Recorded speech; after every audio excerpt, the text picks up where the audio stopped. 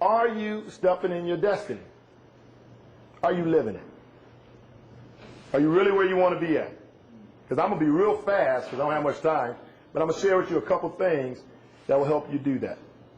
You know, a year ago today when I was at this tournament, I left here with a hamstring pull.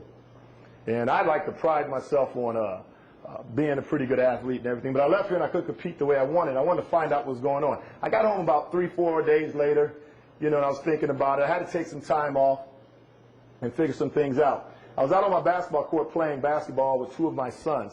One of them is 6'7". He's 292 pounds. He just signed with Ohio State University. The other one's going to be a freshman this year. He's 14. He's 6'4½", 15 shoe, and he weighs 235 pounds.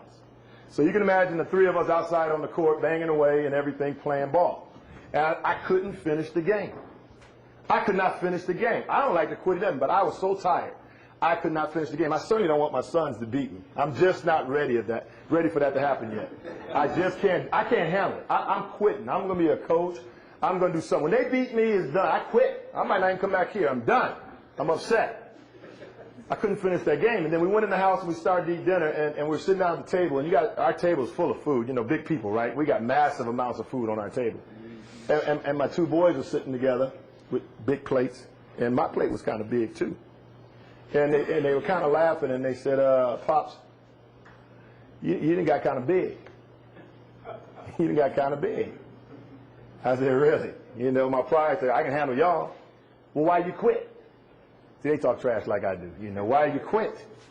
And so we sat there and talked about it. So then that evening, you know, we went over dinner, and that evening went by, and I went in the room to my wife, and I said, honey, now, fellas, let me tell you something about this. Don't ask your wife a sensitive question unless you really want to hear the answer. You know what I'm talking about? Any married men in here? You know what I'm talking about? You better ask your wife a question, and you go, why did I ask her that? Why did I do that? And so my question to her was, honey, have I gained any weight? Now, here's the deal.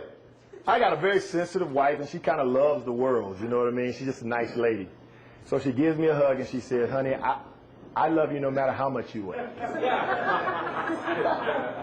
Right away, I knew, because she spread herself around me, you know what I mean?